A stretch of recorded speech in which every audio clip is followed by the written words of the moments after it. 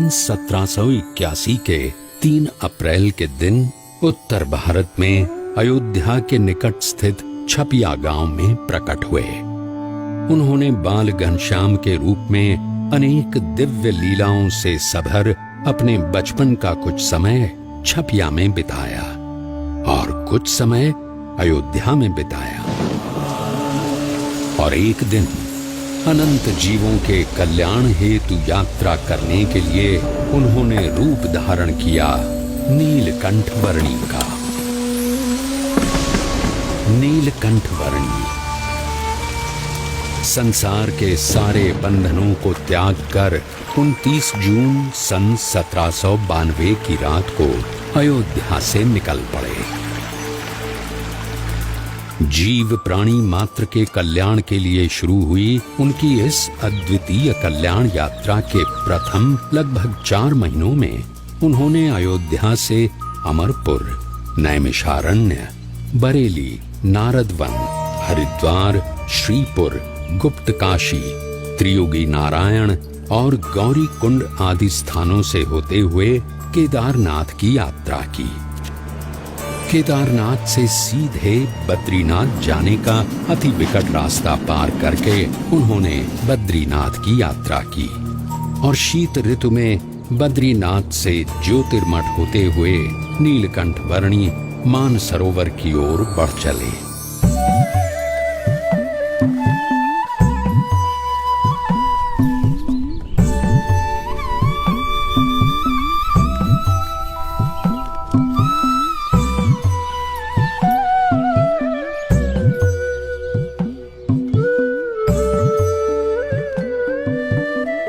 सत्यं वद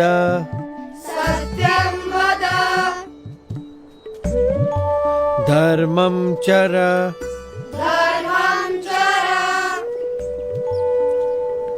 सत्यान्न प्रमदितव्यम्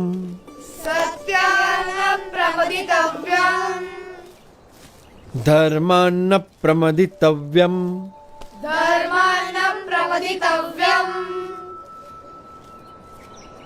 धर्म पालन, अहिंसा, सेवा, यह सब अच्छे मनुष्य जीवन के लक्षण है और इसीलिए इन सब सद्गुणों को अपनाते हुए परोपकारी जीवन जीना चाहिए। उसी में मनुष्य जीवन की सार्थकता है।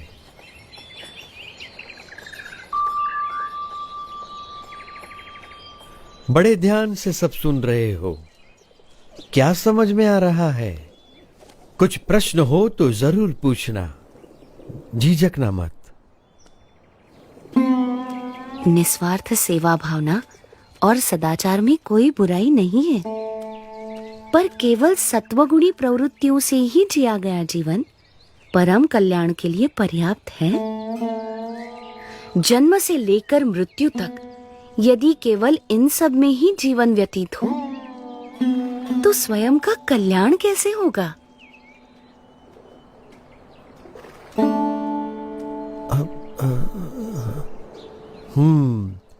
बड़े गुणी लगते हो, विद्याभ्यास भी लगते हो और तर्क भी बहुत अच्छी तरह से प्रस्तुत कर लेते हो।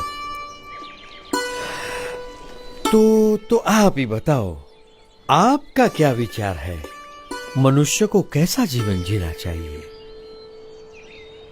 ऐसा जीवन जो उस उच्चतम विद्या को पाने के लिए जिया गया हो, जिसे जानने के बाद और कुछ भी जानना बाकी न रह जाए। पर ऐसी कौन सी विद्या है? ब्रह्म विद्या, जिससे अपने अहंकार, स्वभाव, अज्ञान, इंद्रियों एवं अंतःकरण की गुलामी, हर प्रकार के दुख, सारे बंधन, जन्म मरण के चक्कर, इन सब से मुक्ति पाकर आत्यंतिक कल्याण प्राप्त होता है। पर केवल स्वयं के कल्याण के लिए जिया गया जीवन स्वार्थ सिद्धि का पर्याय बनकर ही नहीं रह जाएगा। यदि व्यक्ति यथार्थ रूप से आत्यंतिक कल्याण के मार्ग पर चल पड़े तो उसका जीवन अपने आप ही सबके लिए कल्याणकारी बन रहता है, एक यज्ञ के समान बन जाता है। सबकी भलाई का यज्ञ, सबकी सेवा का यज्ञ, सबके कल्याण का यज्ञ।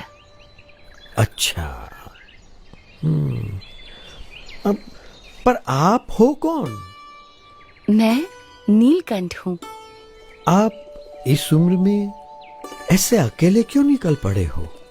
सबको परम कल्याण के मार्ग पर प्रेरित करने के लिए। यही मेरे जीवन का उद्देश्य है। उम्र से तो आप शिष्य जैसे लगते हो, पर ज्ञान से गुरु हो।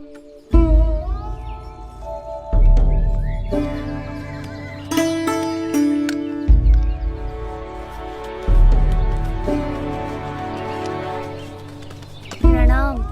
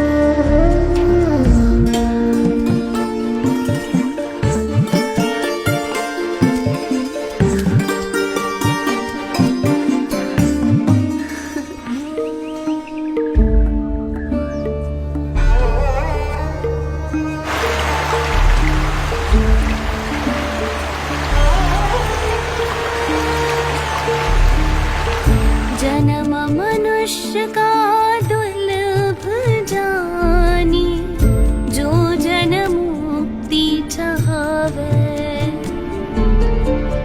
ममारु मौसम संतन संगे, परम मुक्ति को पावे।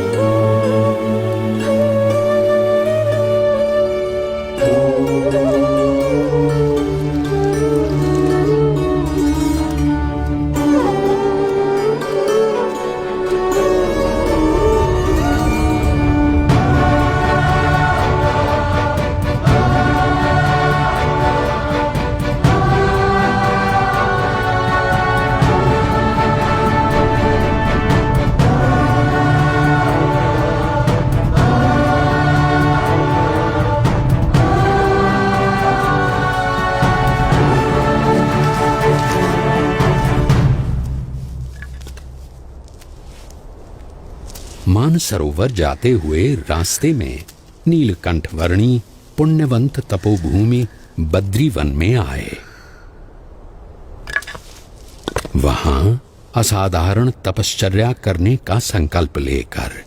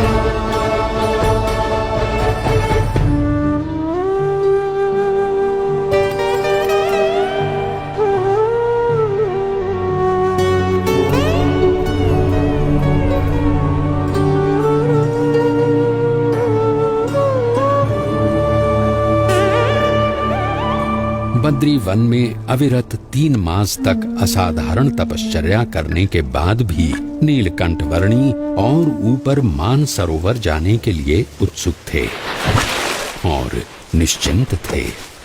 और यहाँ नीचे ज्योतिर्मठ में बद्रीनाथ मंदिर के पुजारी जी चिंतित थे। पुजारी जी, ऐसा हिमप्रपात तो हर साल शीत ऋतु में होता रहता है, आप इतने चिंतित क्यों हो गए? क्योंकि इस साल शीत ऋतु में एक नन्हा बालक मानसरोवर की ओर चल पड़ा है। हमें यहाँ इतनी संरक्षित जगह पर रहते हुए भी चिंता हो जाती है, तो उसे वहां कितनी चिंता होती होगी, कितना डर गया होगा वो। जिस भूमि पर शीत ऋतु में खड़ा रहना ही मुश्किल है, वहां अपनी यात्रा कैसे करता होगा वो। बर्फ के वीरान रेगिस्तान में केवल 11 साल का मासूम अकेला।